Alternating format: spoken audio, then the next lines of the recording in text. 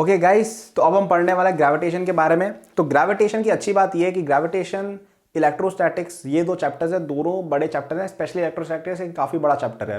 वो दोनों almost similar होते हैं, ठीक है। ऑलमोस्ट मतलब एक ही जैसे फॉर्मूले उनमें लगते हैं, एक ही तरह के उनके डेरिवेशंस होते हैं, एक ही तरह का उनका नेचर होता है, ठीक है, कुछ डिफरेंसेस के साथ। तो आप यहाँ पे जो फॉर्मूले याद करोगे वो वहाँ भी लग जाएंगे, तो डबल एडवांटेज हो जाएगा, ठीक है। अब यहाँ पे ग्रेविटेशन में एक दिक्कत की बात क्या होती है, ग्रेविटेशन में फॉर्मूले भर भर के भरे हुए हैं, जो मुझे लगता है कई हद तक फालतू भी हैं। तो मैं आपको केवल काम की चीज़ें बताऊंगा कि काम काम के कौन से फॉर्मूले हैं, बाकी मैं रेफरेंस दे दूंगा, उनका याद कर सकते हो। बट यहाँ जो मैं बता रहा हूँ वो आपको एब्सोल्युटली याद होना ही चाहिए। तो ग्रेविटेशन की बात करते हैं, ये फटाफट से देखेंगे। दो पार्टिकल्स के पास, एक m1 मास का है, एक m2 मास का है, ठीक है। दोनों के बीच में डिस्टेंस r है, तो दोनों एक दूसरे को अट्रैक्ट करते हैं with the force which is given by g m1 m2 by r square, ठीक है। ये पढ़ रखा है सबने। g की वैल्यू होती है 6.67 into 10⁻⁻11 SI units. SI unit क्या होगा इसका, न्यूटन पर मीटर स्क्वायर इंटू न्यूटन पर KG square into r square, ठीक है, वो निकल जाएगा। तो ये हो गया। अब क्वेश्चंस आएंगे इस तरह के, तीन मासेस पड़े हैं, एक दूसरे पे क्या फोर्स लगाना, तो क्या करना है आपको, यहाँ का फोर्स लगाना है, इस पे अट्रैक्टिव फोर्स इधर लगेगा, तो ये F1 लिख दिया, इस पे फोर्स लगा इधर F2 लिख दिया, दोनों वेक्टर्स हैं, ये कैलकुलेट कर लो, ये कैलकुलेट कर लो, और दोनों के बीच का एंगल आपको दे रखा है, तो वेक्टर करके निकाल सकते हो। तो ये सब सिंपल चीज़ें यार तुमने देख रखी हैं, ओके। तो अब इसमें मैं क्या ही बताऊँ, ठीक है, अट्रैक्ट कर रहे हैं तो एक दूसरे को अट्रैक्ट करेंगे, सिंपल। ग्रेविटेशनल फोर्स हमेशा अट्रैक्टिव होता है, किसी तरह का रिपल्शन नहीं होता है, ओके। तो ये हुई एक बात। अब इसमें ये तो हो गया फोर्स। अब ग्रेविटेशनल फोर्स एक चीज़ होती है। अब हम ये बोलते हैं कि अगर तुमने जैसे कोई ऑब्जेक्ट m लिया है, ठीक है, तो इसकी बोली जाती है कि ये ऑब्जेक्ट एक ग्रेविटेशनल फील्ड बनाता है। और इस ऑब्जेक्ट, अब जैसे देखो यहाँ पे कोई मास m1 रख देते हैं, हम क्या बोलेंगे, g into m into m1 divide by r square, इसकी में फोर्स है। तो हमने ये बोला कि अगर हम ये मास m1 हटा के यहाँ m2 कर देते तो यहाँ पे फोर्स m2 हो जाता। तो हम ये देख रहे हैं कि ये क्वांटिटी जो है ये कांस्टेंट रह रही है, तो हम क्या बोल रहे हैं कि ऐसा करो ना कि f पर यूनिट मास की वैल्यू लिख दो, उसको कहेंगे हम ग्रेविटेशनल फील्ड, GF, ओके। ये होगी आपकी gravitational field of mass m eight a distance r। अब यहाँ पे तुम्हें जैसे m रखना है कोई भी, तो m रख दो, m1 रखना है तो m1 रख दो, इस तरह से हम कर सकते हैं। तो ये ग्रेविटेशनल फील्ड होती है। तो gravitational force is the property of two objects, m1 और m2 के बीच में लगेगा, लेकिन gravitational field is a property of one object, ठीक है। तो हम ये कह रहे हैं कि यार ये जो ऑब्जेक्ट m है ना, ये अपने चारों ओर फोर्स फील्ड क्रिएट कर देगा, जैसे तुमने साई-फाई मूवीज में देखा होगा, फोर्स फील्ड क्रिएट हो रखी है अजीब सी, उसके अंदर कोई भी पार्टिकल आएगा वो उस फील्ड से इंटरेक्ट करेगा, इसलिए कॉन्सेप्ट दिया गया। तो बेसिकली समझने में इजी होता है, इसलिए ग्रेविटेशनल फील्ड का कॉन्सेप्ट है। बाकी पूरा उसका फालतू डिस्कशन है दुनिया भर का, जिसकी कोई वैल्यू नहीं करता मैं। तो ठीक है, तो ग्रेविटेशनल फील्ड निकाल के मल्टीप्लाई कर दो, उस फील्ड में कोई भी पार्टिकल आया उसके मास से मल्टीप्लाई कर दो, ये तुम्हारा आ गया क्या, फोर्स, ठीक है, उस पॉइंट पे। ये भी वेक्टर क्वांटिटी है। तो ये हुई एक बात। अब यहाँ पे दो चार चीजें आती हैं। पहला ये आता है कि gravitational field due to different objects. तो यहाँ पे आप देखो, पहला पॉइंट मास की बात करें तो ऑब्जेक्ट्स की बात हमने बता रखा है, क्या होगा, gm/r², ठीक है। अब यहाँ पे देखो, यहाँ पे क्या होता है, बुक्स वगैरह में आप देखोगे ना, आपको 10 तरह के फॉर्मूले दिए होते हैं कि रॉड का एट अ डिस्टेंस x, ठीक है, रिंग का at a distance x, disc का at a distance x, hollow sphere का at a distance x, solid sphere का डिस्टेंस x, सिलेंडर का, यहाँ पे इस तरह के बहुत सारे फॉर्मूले दिए होते हैं, है ना। और यार मैं ऑनेस्टली बिलीव नहीं करता इन सब फॉर्मूले में।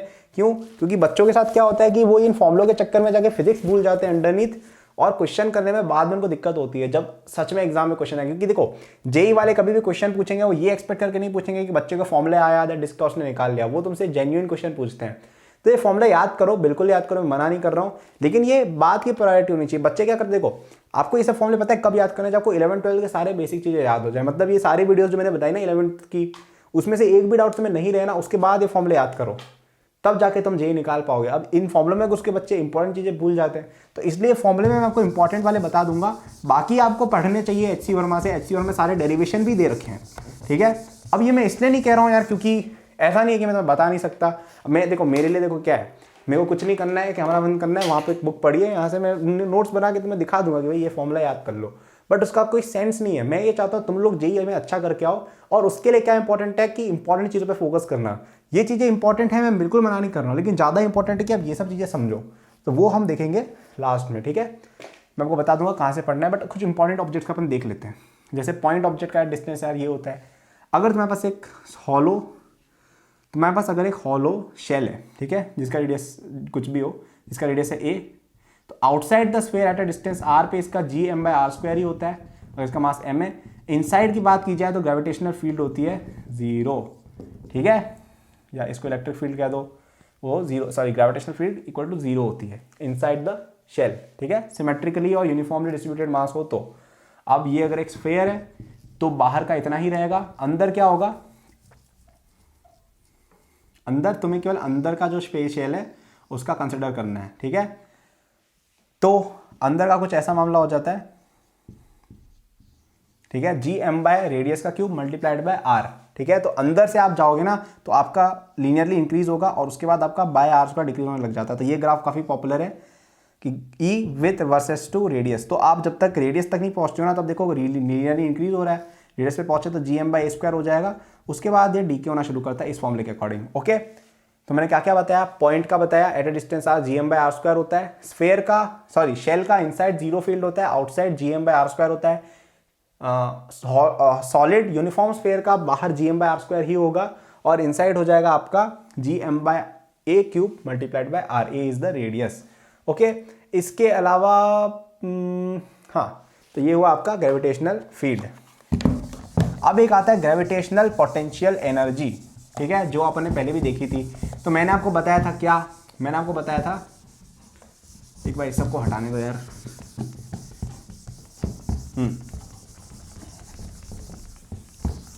तो मैंने आपको बताया था ग्रेविटेशनल पोटेंशियल एनर्जी, जो अपन वर्क पावर एनर्जी पढ़ रहे थे, तो उसमें मैंने आपको, तो इसमें अपन देखते हैं, तो उसमें मैंने आपको याद है फॉर्मूला बताया था,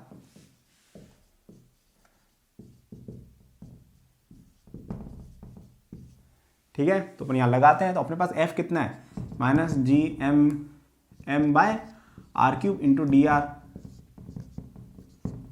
ओके, तो U कितना हो जाएगा आपका, माइनस माइनस तो कैंसिल हो जाएगा, G M by R, okay, 1 by R two minus 1 by R one, ये हो गया आपका gravitational potential difference between two points. अब यहाँ पे एक ग्रेविटेशनल, जैसे अपन ग्रेविटेशनल फोर्स की जगह ग्रेविटेशनल फील्ड लिखते हैं, वैसे ही ग्रेविटेशनल पोटेंशियल एनर्जी के ग्रेविटेशनल पोटेंशियल लिखते हैं मास से डिवाइड करके। ओके, और हम क्या अज्यूम करते हैं कि ये जो R2 है ना, ये इन्फिनिटी पे है और इन्फिनिटी पे U इक्वल टू 0 है। तो बेसिकली ऐसा कुछ हो गया ना कि इसको जैसे मैं ग्रेविटेशनल पोटेंशियल को जैसे मैं क्या नाम दूँ, V जैसे नाम दे दूँ, ठीक है। तो V2 माइनस V1 दे रखा है G M by R2 minus G M by R1। अब हम क्या कह रहे हैं कि अगर आप U2 जो है,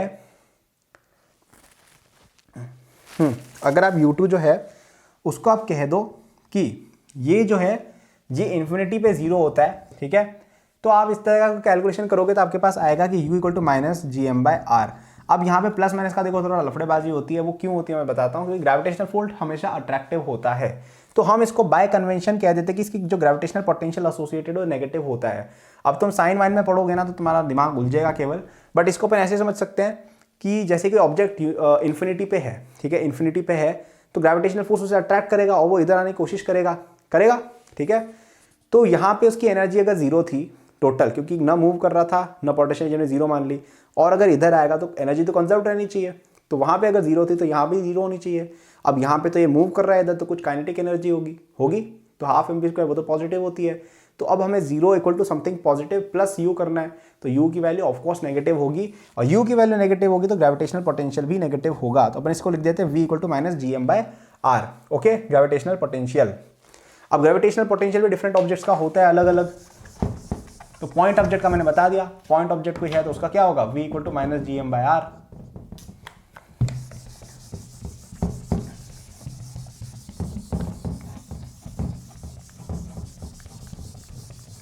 हाँ, अब ये तो हुई बात आपकी ग्रेविटेशनल पोटेंशियल पॉइंट की। अब बहुत सारे ऑब्जेक्ट्स होते हैं, अब वहां पे वापस से देखो फॉर्मूले आ जाते हैं कि रिंग का फॉर्मूला, डिस्क का फॉर्मूला, स्फीयर का फॉर्मूला, होलो स्फीयर का फॉर्मूला।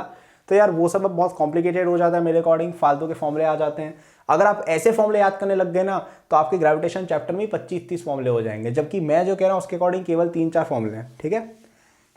अब अगर आपके पास एक हॉलो स्फीयर है तो अंदर की तरफ minus G M by A होता है पोटेंशियल, ओके, बाहर की तरफ होता है minus G M by R ही, ठीक है। अंदर कोई भी पॉइंट होगा तो G M by A is the radius, और बाहर की तरफ अगर डिस्टेंस आर पे लिया है तो जी एम बाई आर। अगर इसको सॉलिड स्फीयर बना दो तो बाहर की तरफ minus G M by R ही रहेगा। अंदर की तरफ बात करो तो उसका फॉर्मूला कुछ ऐसा रहता है, देख लेता हूँ सही है ना। एक बार ये फॉर्मूला मुझे देख लेने दो यार, यहाँ पे मेरी एच.सी. वर्मा से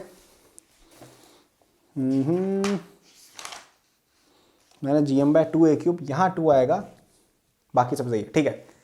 और यहाँ पे -a³ और आ जाता है, ठीक है। तो यहाँ पे a² आएगा और यहाँ पे r² आएगा। तो देखो मैं यही कह रहा हूँ, ये फॉर्मूले अगर आप याद करने जाओगे फालतू की चीज़ें कोई मतलब नहीं है, और ये भूल जाते हैं बच्चे, ठीक है। मैंने ये फॉर्मूला इतनी बार यूज़ किया तब भी मुझे बुक देखनी पड़ गई। तो इनसाइड का फिर भी तुम्हें याद रखना है, तो आउटसाइड का तो देखो याद रहेगा, ठीक है। इनसाइड का -gm/2a³ × 3a² - r²।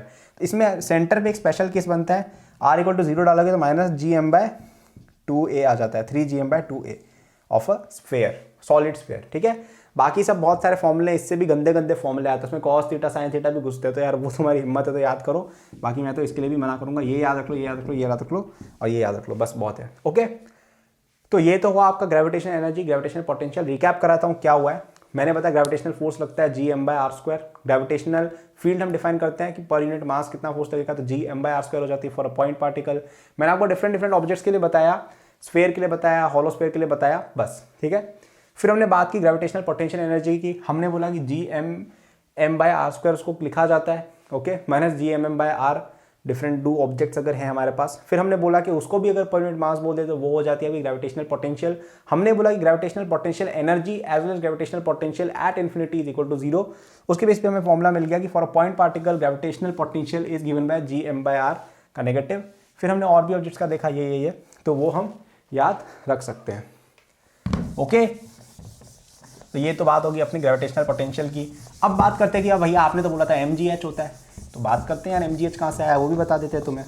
तो ये mgh की कहानी क्या है वो आज उजागर होगी, और ये मैं तुम्हें बता रहा हूँ क्योंकि ये चीज़ जो मैं बताने वाला हूँ कॉन्सेप्ट, ये बहुत जगह आएगा फिर इसमें, तो ध्यान से सुन लो। इसको कहते हैं अप्रोक्सीमेशन या बाइनोमियल अप्रोक्सीमेशन, ओके। तो तुम्हारे पास जैसे मैंने बोला g, जैसे तुम्हारे पास कोई ऑब्जेक्ट है, रेडियस की सरफेस पे है हाइट h पे और रेडियस है r,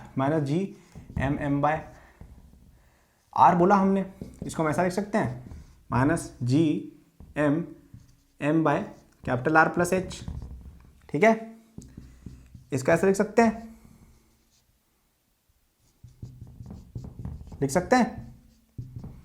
इसको अपन ऐसे लिख सकते हैं,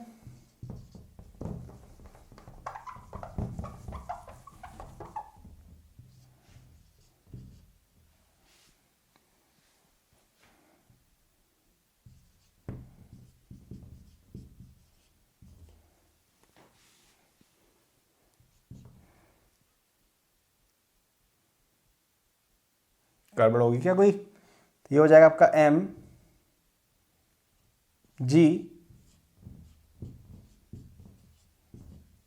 यहाँ पे एक और आ रहा आएगा, ओके।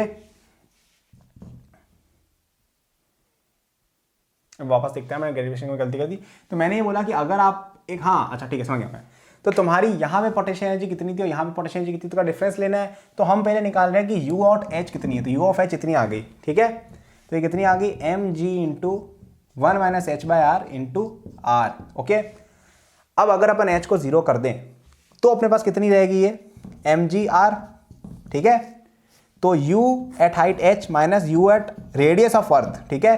तो हमने क्या बोला था कि जैसे तुम्हारा ऑब्जेक्ट h हाइट पे जाता है तो हम यहां से यहां की डिफरेंस देखते हैं, तो यहां की एनर्जी कितनी होगी u एट r और यहां की एनर्जी होगी u of h plus r। तो ये h प्लस r कर दो, तो u of h plus r minus u of r equal to आ जाएगा mgh, ओके।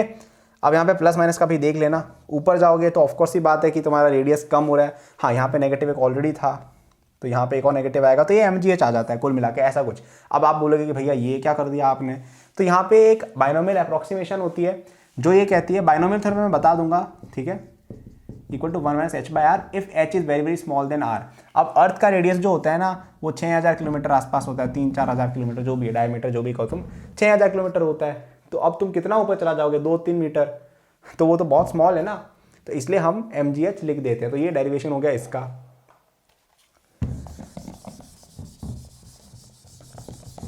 अब इसी से एक बात आती है कि gravitation, acceleration due to gravity की बात आती है। जी हम कर रहे हैं फर्स्ट चैप्टर से, तो जी क्या होता है उसकी बात मैं आपको बताने वाला हूं, ठीक है।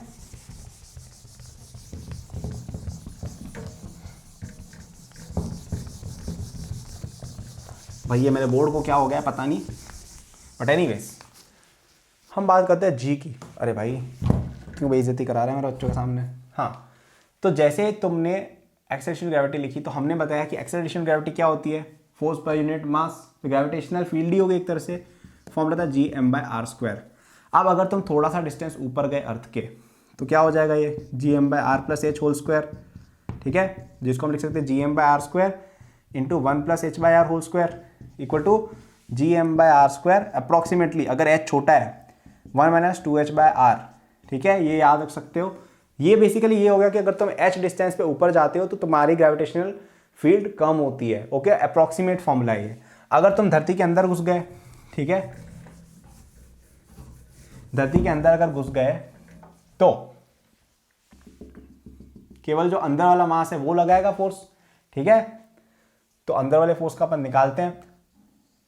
अब मैंने तुम्हें शायद पहले जो यहाँ पे इक्वेशन लिखाई थी ना स्फीयर की, उसमें शायद मैंने तुम्हें कुछ और बताया होगा, लेकिन अगर आप, हाँ चलो ठीक है जो भी है, तो मैंने आपको फॉर्मूला बताया था कि अंदर की तरफ कितनी होती है आपकी ग्रेविटेशनल फील्ड, Gm/a³। अब यहाँ पे a अपन r³ मानेंगे, रेडियस ऑफ अर्थ का, इंटू r, ठीक है, तो ये तो अपना कहीं ना कहीं इंक्रीज हो रहा है, ठीक है। अब h कितना है, यहाँ से कितना है वो, मतलब r अंदर वाला, तो Gm/r³ इंटू r-h। अब ये फॉर्मूला एग्जैक्ट है एकदम, ठीक है, ये एग्जैक्ट फॉर्मूला है, इसमें अप्रोक्सीमेशन कुछ नहीं है।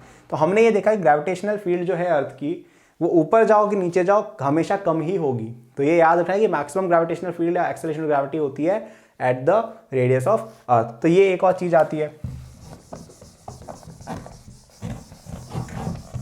अब हम बात करने वाले एक अच्छे टॉपिक के बारे में जो इंटरेस्टिंग भी है काफ़ी, क्योंकि स्पेस वाले जो लोग होते हैं तो में से बहुत सारे लोग को स्पेस बड़ा पसंद होता है कि भाई स्पेस है, नासा की बातें करते रहते हैं पूरे टाइम। तो उन लोगों के लिए अब हम बताने वाले हैं स्पेस के बारे में कि प्लैनेट्स और ऑब्जेक्ट्स किस तरह से मूव करते हैं, उससे रिलेटेड कुछ लॉज कहते हैं केप्लर्स लॉज। ओके, ठीक है। तो तुम्हारे पास जैसे कोई ऑब्जेक्ट है, जैसे अर्थ है, ये m मास का है और यहाँ पे बीच में सन है मास m का, और इनके बीच का रेडियस तुम r मान लो, ठीक है, ऑर्बिट में घूम रहा है। इनके बीच में फोर्स कितना रहेगा, ग्रेविटेशनल फोर्स। अब एक बात बताओ कि ये ऑब्जेक्ट अगर कांस्टेंट वेलोसिटी v पे अगर जा रहा है और ऐसे ऐसे घूम रहा है तो इस पर क्या फोर्स लगेगा, सेंट्रीपिटल फोर्स, यानी सेंट्रीपिटल एक्सेलरेशन होगी इसकी।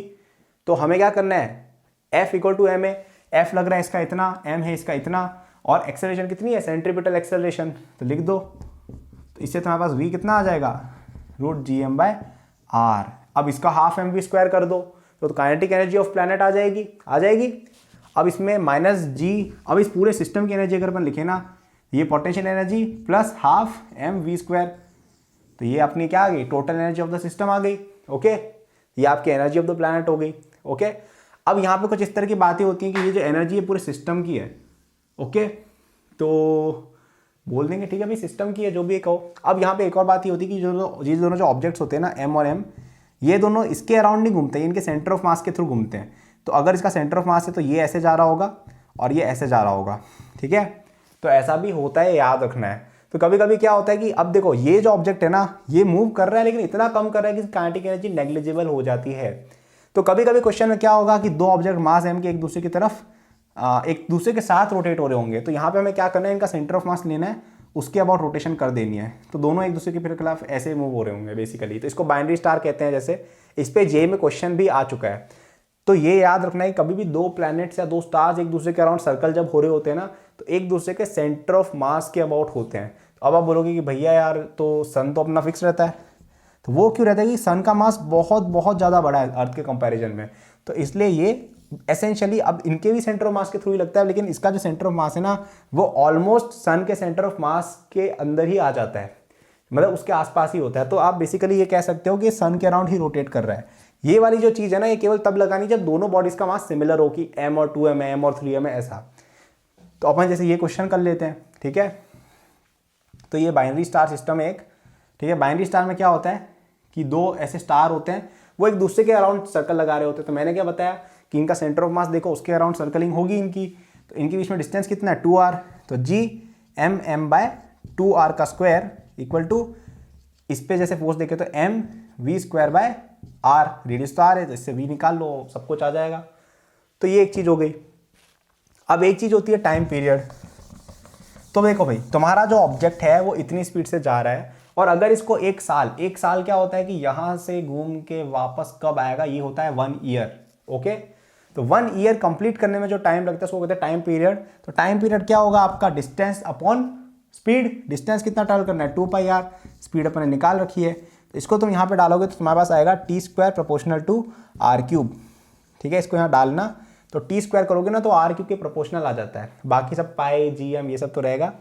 तो इसको कहते हैं केपलर्स लॉ, कि square of time period of revolution of a planet is proportional to radius या distance of the planet from the sun या स्टार। ठीक है, तो ये जो लॉ है ना, इससे बहुत सारी ऑब्जर्वेशंस की गई, इसी के बेसिस पे ग्रेविटेशन अपना पूरा डराइव हुआ है। ओके, तो इससे आप सैटेलाइट वगैरह क्वेश्चन बहुत सारे आते हैं। तो इससे क्वेश्चन क्या आएगा कि एक ऑब्जेक्ट है वो आपका लेट्स से ऐसा क्वेश्चन आएगा कि एक ऑब्जेक्ट है, उसका रेडियस जैसे उसका रेडियस जो था उसको डबल कर दिया जाए तो टाइम पीरियड कितना होगा। रेडियस मतलब प्लैनेट का रेडियस नहीं, डिस्टेंस फ्रॉम सन। तो हमने देखा कि पहले अगर t1 टाइम था तो वो r³ के प्रोपोर्शनल है, t2 टाइम है तो 2r³ के प्रोपोर्शनल होगा। ठीक है, मतलब t²। तो new t² is proportional to 2^3, यानी t' इज इक्वल टू 2^3 का अंडर रूट इंटू t पुराना वाला। तो अपन निकाल लेंगे, ये √2 आएगा लगभग, ये 2√2 इंटू टाइम पीरियड।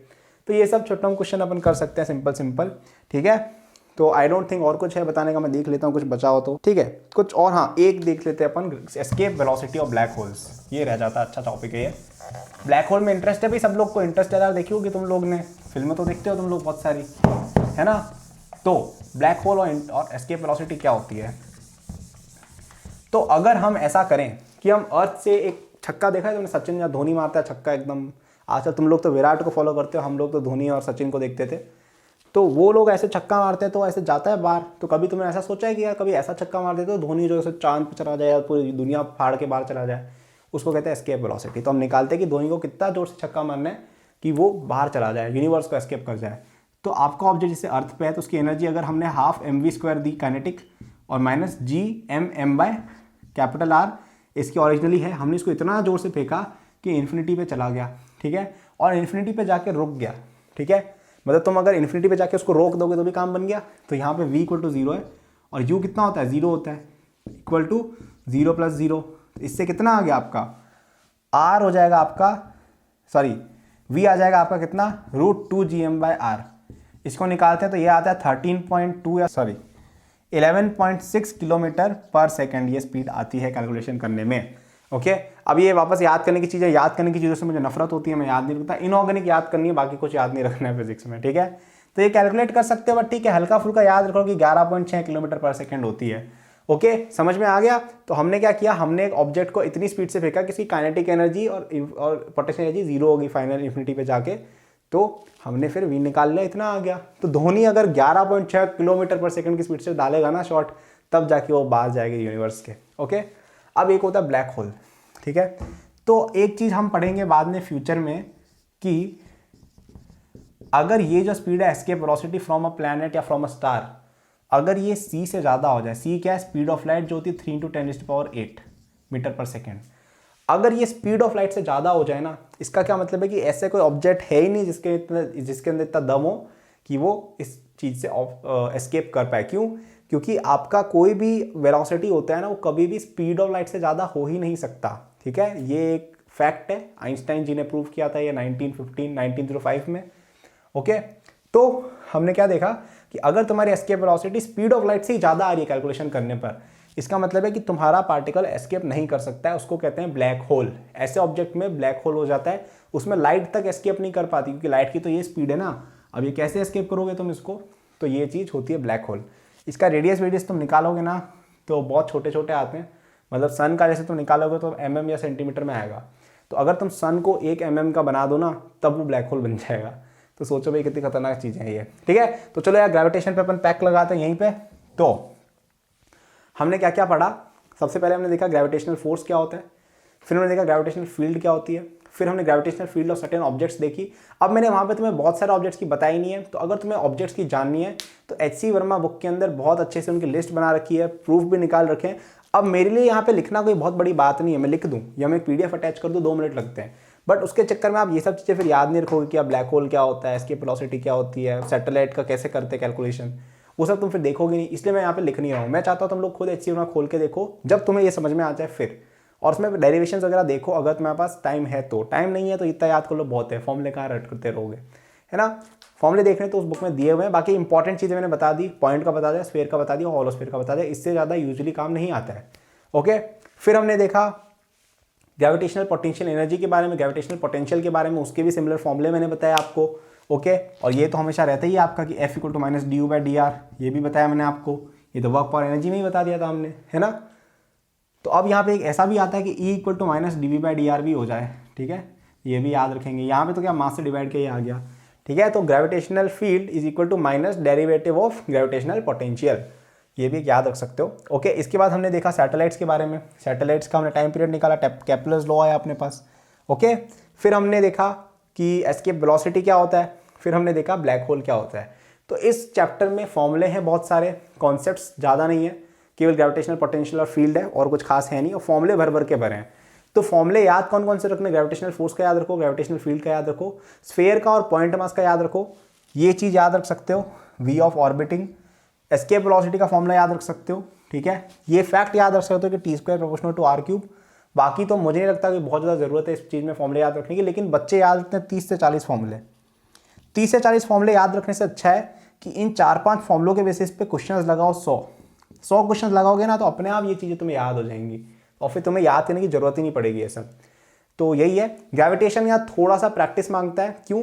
क्योंकि ग्रेविटेशन से लिंक्ड चैप्टर है आपका इलेक्ट्रोस्टैटिक्स, और इलेक्ट्रोस्टैटिक्स और ग्रेविटेशन यूजुअली साथ साथ में पढ़ाया जाता है। तो ये चीज़ समझ में नहीं है कोई दिक्कत नहीं है, 12th में तुम जब आओगे तो इलेक्ट्रोस्टैटिक्स चैप्टर पढ़ाया जाएगा, उसमें तुम्हें और क्लियर होगा। उसमें डेरिवेशंस वगैरह भी बताएंगे सर लोग आपको वापस से, क्योंकि उसमें डेरिवेशन NCERT में भी है। ओके, तो तब आप देख सकते हो, तब और समझ में आएगा, ठीक है। ये ऑर्बिटिंग, प्लैनेट, एस्केप वेलोसिटी, ये सब स्पेसिफिक टू दिस चैप्टर है, तो ये मैंने डेप्थ में समझाया थोड़ा, तो ये आप देख सकते हो। ओके, बाकी इस चीज़ की अगर आपको क्वेश्चन प्रैक्टिस करनी है तो HC वर्मा बहुत एक्सेलेंट सोर्स है, बहुत सारे क्वेश्चन दिए, बहुत अच्छे अच्छे क्वेश्चन दिए हैं। HC वर्मा आप देख सकते हो फॉर दिस टॉपिक, ठीक है। उसमें थ्योरी भी बहुत अच्छी दी है, तो HC Verma is the ultimate book for gravitation. अगर आपको टफ क्वेश्चंस बनाने हैं तो इरोडो में जा सकते हो, बहुत अच्छे क्वेश्चंस हैं, लेकिन कब? जब आपके पास 1 साल से ज़्यादा बचा हो जेई में, तब। Thank you for watching this video till the and. I am sure that you enjoyed it. यदि आप अपनी पूरी जेई प्रिपरेशन मेरे साथ करना चाहते हैं तो आपको डिस्क्रिप्शन में मेरे जेई के फुल कोर्स का लिंक मिल जाएगा। इस कोर्स में आपको जो यूट्यूब पे मेरे लेक्चर्स और प्रॉब्लम सॉल्विंग के वीडियोस मिलते हैं उसके कंपेयर में बहुत ज़्यादा कंटेंट है, एंड आपको यहाँ पे practice sheet with solution, test series with solution भी मिलती है। It's a complete solution, you can rely on it. आप यदि किसी कोचिंग जाते हैं या अगर आप सेल्फ स्टडी करते हैं, in both cases it will be very useful, so do check it out. Okay, इसके अलावा मेरे जेई के फ्री नोट्स भी डिस्क्रिप्शन में लिंक्ड है, एंड डिस्क्रिप्शन में और भी मैंने बहुत सारे रिसोर्सेज फॉर स्टूडेंट्स डाले हुए हैं, जैसे the books that I recommend, my social media and my newsletter in case you want more content, और if you want to approach me with any doubts और सजेशन। नोट्स हैं NEET के students के लिए, कॉलेज स्टूडेंट्स के लिए, startup enthusiast के लिए भी, ओलंपियाड एंथुसियास्ट के लिए भी कोर्सेज हैं, तो चेक जरूर कर लीजिएगा डिस्क्रिप्शन, आपको काफ़ी यूजफुल रिसोर्सेज वहाँ मिलेंगे। Thank for watching, like subscribe कर लीजिएगा for more such videos. Good luck.